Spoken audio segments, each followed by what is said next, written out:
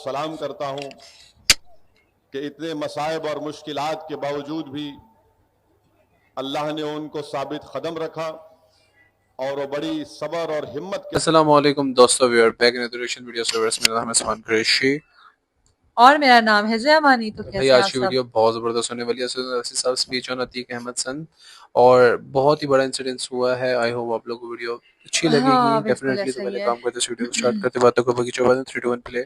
बल्कि अतीक साहब के पूरे परिवार को सलाम करता हूं कि इतने मसाइब और मुश्किलात के बावजूद भी अल्लाह ने उनको साबित कदम रखा और वो बड़ी सब्र और हिम्मत के साथ हालात का और एक जाबिर हुकूमत के जबर का मुकाबला कर रहे हैं। और मेरी अल्लाह से दुआ है कि अल्लाह सुब्हानहू व तआला जब्बार है, अल्लाह क़हार है, अल्लाह गफूर रहीम भी है। इंशाअल्लाह ताला ये तमाम के तमाम जुल्म के महलात खंडर में तब्दील हो जाएंगे जो आज मजलूम अवाम पर जुल्म कर रहे हैं। मेरे अजीज दोस्तों और बुजुर्गों, अगर किसी का नाम अतीक है, किसी का नाम शहाब है या मुख्तार है तो फौरन सवालात की बौछार शुरू हो जाती है। मगर यही उत्तर प्रदेश में मौजूदा योगी सरकार में बीजेपी के ऐसे 100 विधायक हैं जिन पर भी मुकदमात चल रहे हैं। बीजेपी के ऐसे कई सांसद हैं जिन पर भी मुकदमात चल रहे हैं। और भारत की आज़ाद 75 साल तारीख में एक बदतरीन फसाद उत्तर प्रदेश की सरजमीन पर हुआ। मुजफ्फरनगर के फसादात के बाद आज आप देखते हैं कि योगी सरकार ने बीजेपी के विधायक और बीजेपी के नेताओं के ऊपर से मुकदमात को वापस ले लिए। इस पर मीडिया में कोई गुफ्तगू नहीं की जाती, बल्कि खुद योगी आदित्यनाथ ने बहैसियत मुख्यमंत्री ने अपने ऊपर एक केस को विड्रॉ कर लिया और दूसरे केस को चलाने की इजाजत नहीं दी। बीजेपी की एक सांसद है मध्य प्रदेश से, उन्होंने बड़ा अनाप शनाप कहा उस हेमंत करकरे के बारे में जिसने पाकिस्तान से आए हुए टेररिस्ट आतंकवादी दहशतगर्दों से मुकाबला करते हुए मुंबई की सरजमीन पर अपनी जान की अजीम कुर्बानी दी। उसके ताल्लुक से बीजेपी की वो सांसद बदुआ देती है हेमंत करकरे को। नाथुराम गोडसे जो भारत की आजाद तारीख का पहला दहशतगर्द है, उसको अपना हीरो कहती हैं। आज मीडिया इस पर खामोश बैठा हुआ है। मेरे अजीज दोस्तों और बुजुर्गों, योगी सरकार ने अतीक साहब के कई घर को तुड़वा दिया, कई लोगों की तस्वीर लगा दिए। मगर हम मुख्यमंत्री से पूछना चाहते हैं कि जब आपने तस्वीर उन लोगों की लगा दी तो जरा उन नेताओं की तस्वीर भी लगा देते आप जिनके खिलाफ आपकी सरकार ने तमाम क्रिमिनल केसेस को वापस लिया।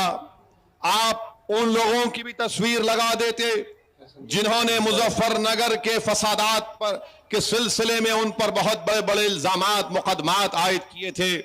मगर तस्वीर लगती है तो हमारी लगती है और दुनिया को ये बताया जाता है कि देखो ये कैसे लोग हैं।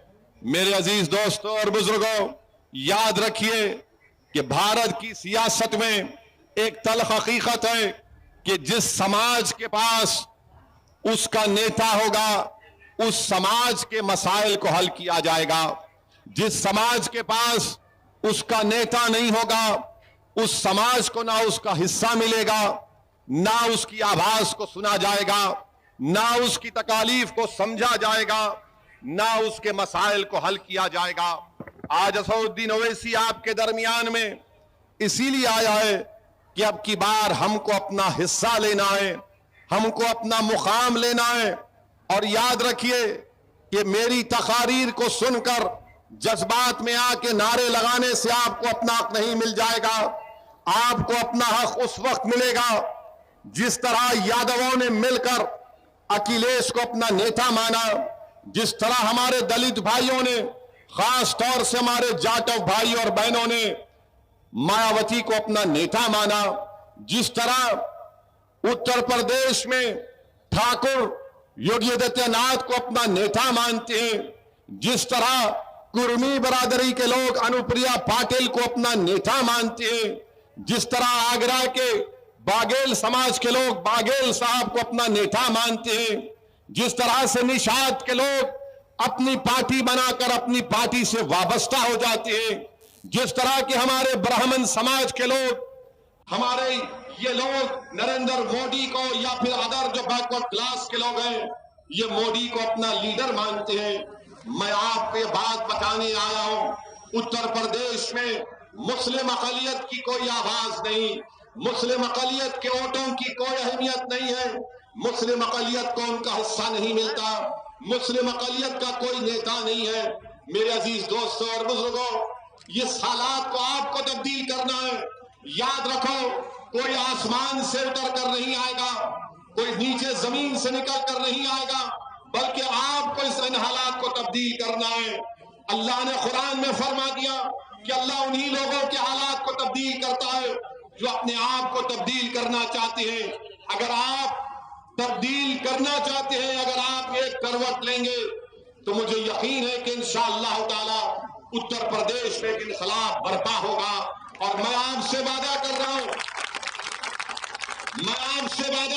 कि इंशाअल्लाह ताला अल्लाह सुब्हानहू व तआला जब तक असदुद्दीन ओवैसी को जिंदा रखेगा, अल्लाह जब तक मुझे जिंदा रखेगा, मेरी पूरी कोशिश होगी कि उत्तर प्रदेश में इनकलाब बर्पा हो, हर नौजवान के दिल में तब्दीली पैदा हो, हर बुजुर्ग की सोच में तब्दीली पैदा हो, और हमारी इज्जतदार मार बहनों के आंख से आंसू बहना कम हो जाए और हम उनको एक दिलासा दिलाएं। जी तो दोस्तों यार, बड़ी इंटरेस्टिंग वीडियो थी, बड़ी प्यारी स्पीच थी असदुद्दीन ओवैसी साहब की, और बहुत सी बातें इन्होंने क्लियर की हैं।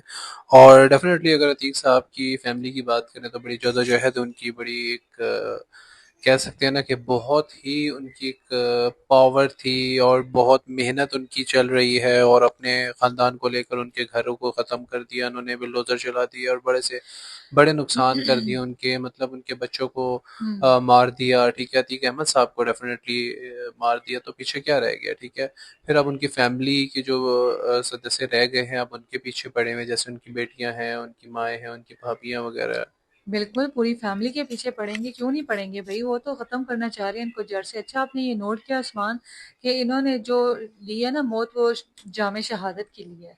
सही बात है, और बिल्कुल ऐसे इनकी ही। वालिदा का कहते हैं कि जी ये किरदार है कि वो अपने बेटे की मौत पे नहीं आई है, कब्र पे नहीं है। एक तो आप लोगों ने जो है उन पे इतनी ज्यादा कर्फ्यूज लगा दिए थे, उनकी और दूसरी कब्रिस्तान पे बात भी। ये है, मुझे ये बताओ कि गोदी मीडिया से ये सवाल करो कि क्या लेडीज जनाजों पे आती हैं, मट्टी डालती हैं? नहीं बिल्कुल डालती ना। ऐसा है। और दूसरा हाँ, ये तो है फिर कि उनकी वालिदा को पता है कि इन्होंने शहादत पाई है, बहुत बड़ा मर्तबा बिल्कुल पाया बिल्कुल है। ऐसे ही है। उनको पता है कि उनकी मुलाकात इंशाअल्लाह जन्नत में होगी। अब पता नहीं कितने लोग इस चीज़ से सहमत हैं या नहीं है, लेकिन ये हमारा ईमान अकीदा है।